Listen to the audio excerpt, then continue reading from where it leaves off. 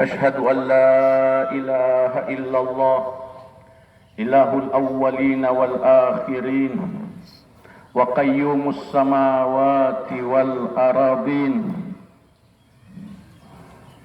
وأشهد أن نبينا محمدا الله أكبر الله أكبر الله أكبر الله أكبر الله أكبر الله أكبر لا إله إلا الله الله أكبر ولله الحمد. Kaum muslimin wal muslimat, jamaah Idul Fitr rahimakumullah. Saat ini dengan hidayah dan kasih sayang Allah tabaraka wa taala semata, teriring terima kasih kepada pemerintah kita yang telah mengizinkan kita untuk berbeda dan selalu mengizinkan kita untuk berbeda sebagai wujud kebebasan kehidupan beragama sesuai dengan keyakinan dan wujud penerapan dari demokrasi yang diterapkan di negeri kita yang kita cintai. Terima kasih atas kehadiran Ibu Bupati Kabupaten Maros yang merupakan dukungan terhadap pengamalan Idul Fitri kita di pesantren Darul Istiqamah tercinta. Di awal ibadah mulia ini dan selama pengamalan ibadah Idul Fitri ini, marilah kita mengulang-ulangi niat ikhlas di hati kita agar Allah Subhanahu wa taala berkenan untuk menerima dan memberkahi amal ibadah kita, menambahkan hidayahnya, ampunannya, berkahnya kepada kita semua tanpa kecuali. Para jamaah Idul, kesuksesan dan kegagalan,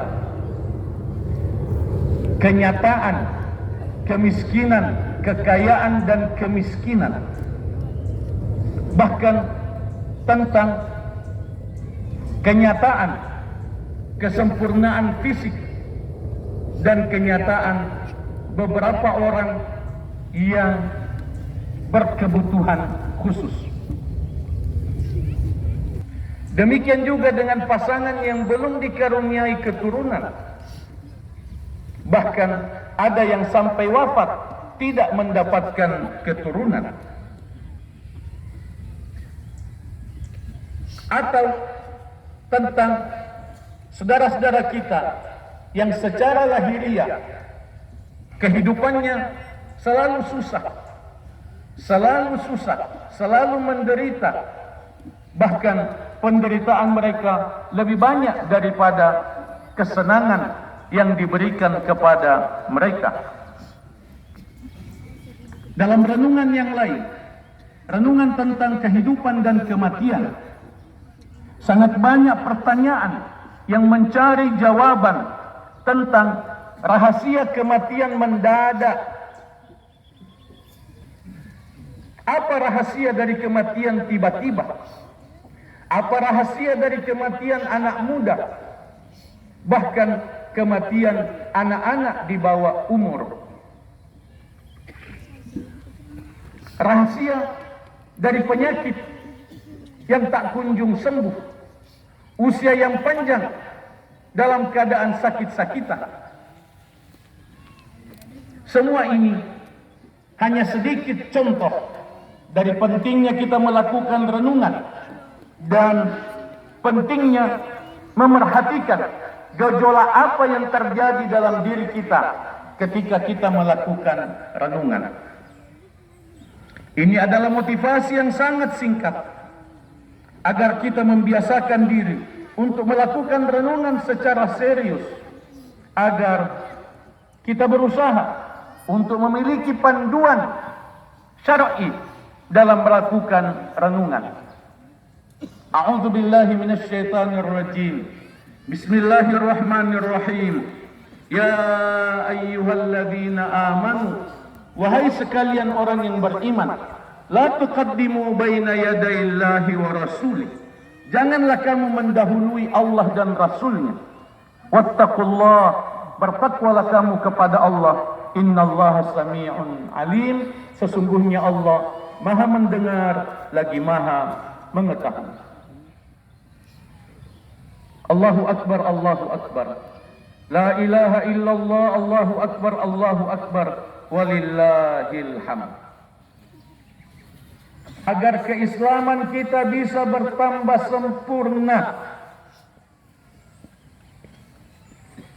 kita menemukan jawaban bahwa kita mesti memperdalam tauhid. Kita mesti memperdalam tauhid. Kita mesti menyucikan tauhid. Kita mesti mengutamakan tauhid. Kita mesti meningkatkan tauhid. Kita harus mengulang-ulangi pelajaran tentang tauhid. Kita wajib membaca buku tentang tauhid. Kita mesti mengikuti kajian-kajian tauhid, termasuk di media sosial. Karena ini adalah syarat peningkatan kesadaran imani kita. Inilah jalan perjuangan indah, pendakian iman dan takwa bagi kita semua. Pemurnian dan peneguhan akidah tauhid dalam diri kita bukanlah pekerjaan yang boleh ditunda. Bukanlah pekerjaan yang boleh dinomor duakan. Tapi ini adalah perjuangan nomor satu, prioritas utama dalam hidup kita. Karena pemurnian dan penguatan keyakinan tauhid dalam kepribadian kita, dalam kepribadian semua orang yang kita cintai, ini adalah jalan keselamatan bagi kita semua di dunia dan di akhirat. Tidak ada keselamatan tanpa tauhid.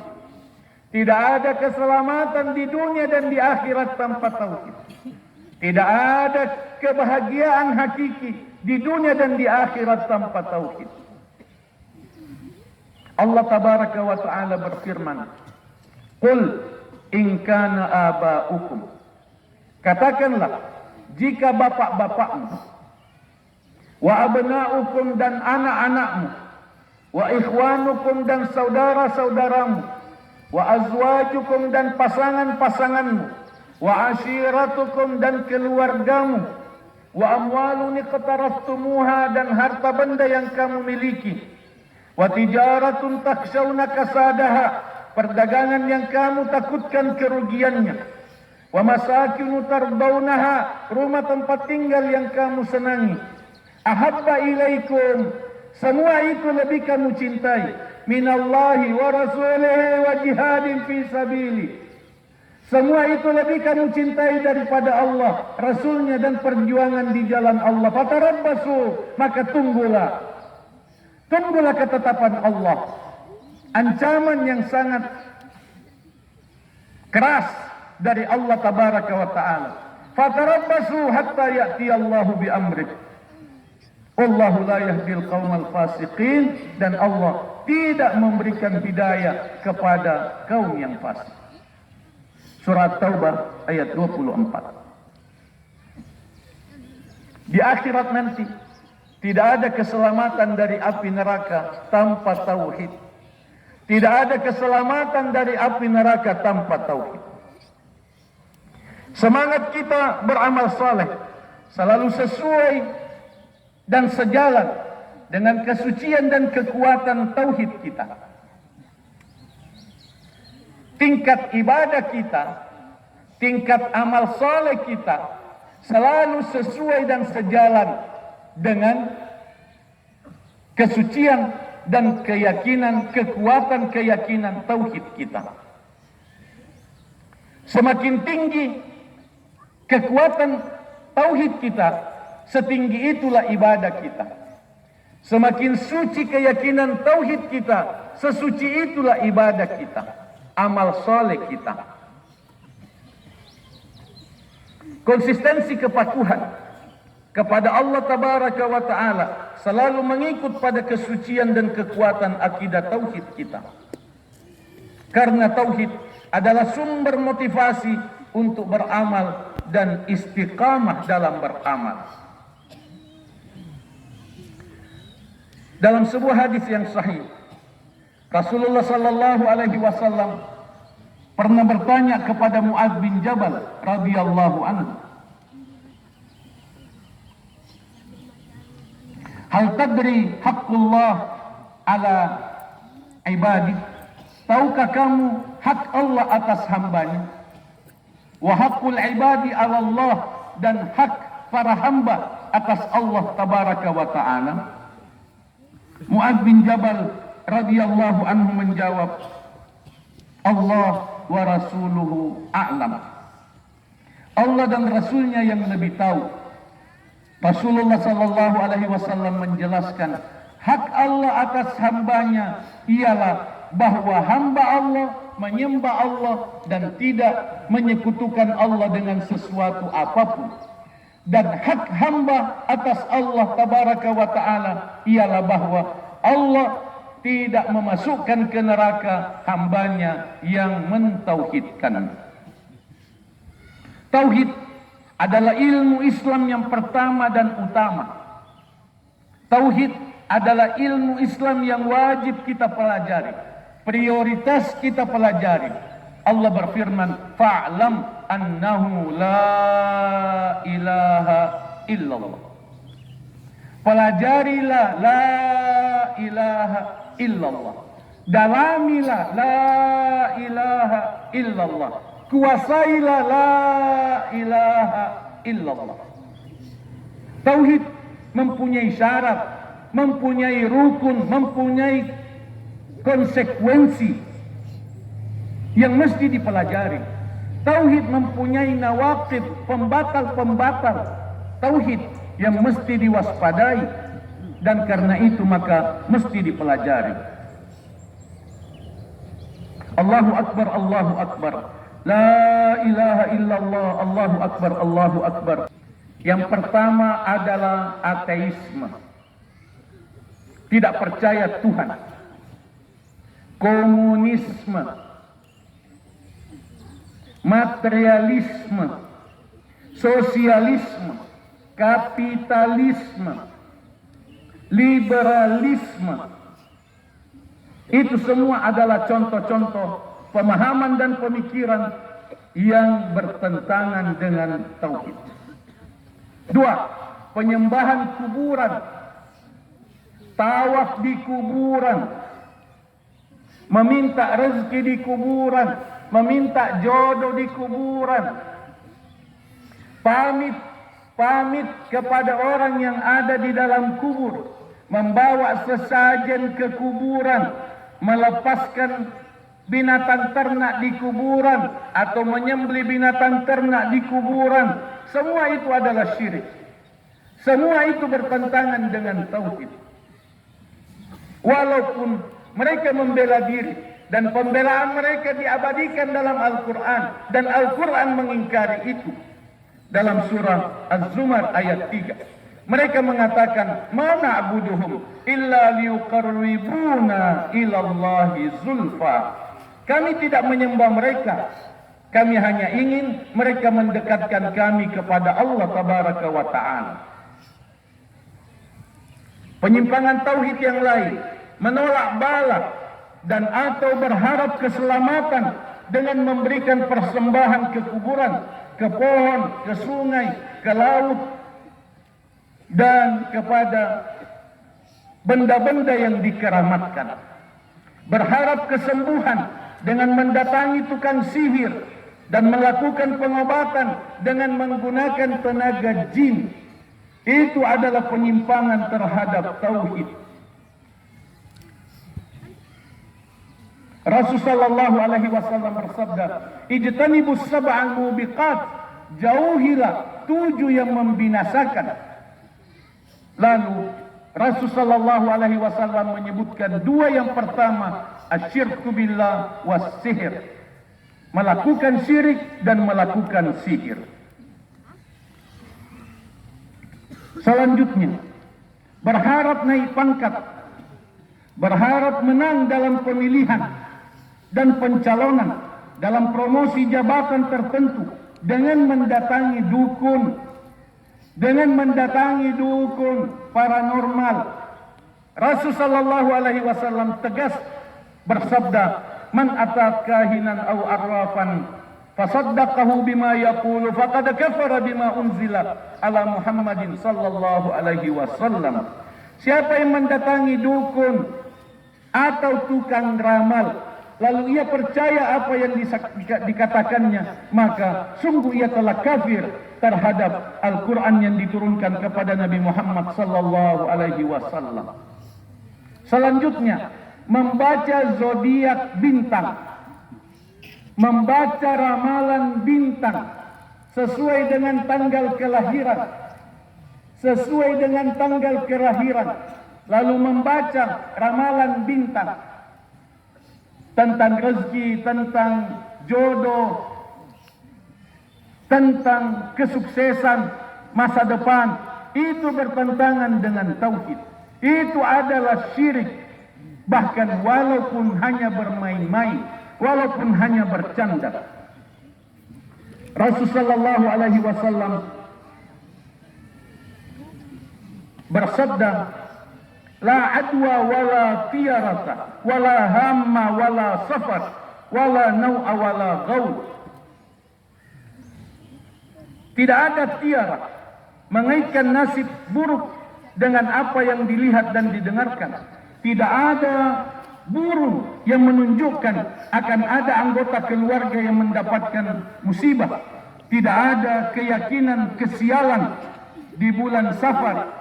Tidak ada juga meyakini bintang. Tidak benar meyakini bintang dan tidak pula meyakini hantu. Meminta diramal atau diminta untuk diterawang melalui garis tangan. Istilah yang umum di masyarakat, garis tangan, sesuai dengan garis tangannya. Itu tidak benar. Itu tidak benar. Itu bertentangan dengan tauhid. Rasulullah sallallahu alaihi wasallam bersabda, "Laisa minna," bukan golongan kami, "man tatayyara aw tutayyara lah." Bukan golongan kami orang yang mempercayai kesialan atau mengikuti ajakan untuk mempercayai kesialan. Au takahhana au tukuhina lah, atau orang yang mendatangi dukun atau diajak untuk mendatangi dukun. Au sahara au suhira lah, atau melakukan praktek sihir atau dilakukan sihir untuknya. Wa man atakahinan fasaddaqahu bima yaqulu faqad kafara bima unzila ala Muhammadin sallallahu alaihi wasallam. Kepercayaan kepada burung, suara burung tertentu sebagai tanda sial, kepercayaan pada adanya hari sial, hari nahas, as-sonakas, itu tidak benar. Itu penyimpangan terhadap tauhid. Ada bulan panas, diyakini sebagai bulan panas. Jangan lakukan akad nikah di bulan panas, di bulan Muharram, di bulan Safar. Itu keyakinan syirik. Itu adalah keyakinan syirik. Rasulullah sallallahu alaihi wasallam bersabda, "Man raddathu tiyaratu an hajatihi faqad asyrak." Siapa yang membatalkan hajatnya karena kesialan, kepercayaan kesialan, maka sungguh dia telah syirik. Memakai jimat, menggantung jimat, menempelkan jimat, itu adalah syirik. Man 'allaqa tamimatan faqad asyrak. Siapa yang menggantungkan jimat, maka sungguh dia telah syirik. Sabda Nabi sallallahu alaihi wasallam yang disahihkan oleh Asy-Syaikh Al-Albani. Para jemaah sekalian yang semoga dirahmati oleh Allah Tabaraka wa Ta'ala, bentuk penyimpangan tauhid yang seringkali tidak terasa ialah kemalasan belajar Islam, kemalasan belajar Al-Quran, kemalasan mendatangi pengajian, kemalasan mengkaji agama Islam. Karena tidak butuh, karena tidak penting, merasa tidak penting, karena bosan, itu adalah penyimpangan tauhid. Allah tabaraka wa ta'ala berfirman dalam surah As-Sajdah ayat 22. Wa man azlamu, siapa lagi yang lebih zalim? Siapa lagi yang lebih zalim, lebih besar dosanya? Mimman dzukira bi ayati rabbih, dari orang yang diingatkan tentang ayat-ayat Allah, summa a'rada anha, kemudian ia berpaling darinya. Inna minal mujrimina muntaqimun, sesungguhnya kami akan memberikan balasan yang pedih terhadap orang-orang yang berdosa. Penyimpangan tauhid yang sering tidak terasa, kemalasan ke masjid, malas ke masjid dengan alasan salat di masjid sunnah. Seringkali kesiangan salat subuh, terlambat salat subuh, tidak ada upaya untuk mengubah diri, untuk rajin ke masjid, tidak ada upaya untuk meningkat mengamalkan salat-salat sunnah. Sifat malas dalam beribadah, khususnya ibadah salat, itu adalah penyimpangan tauhid. Rasulullah sallallahu alaihi wasallam bersabda, "Inna bainar rajuli wa bainas syirki wal kufri tarkus salat." Antara seseorang dengan syirik dan kekufuran ialah meninggalkan salat.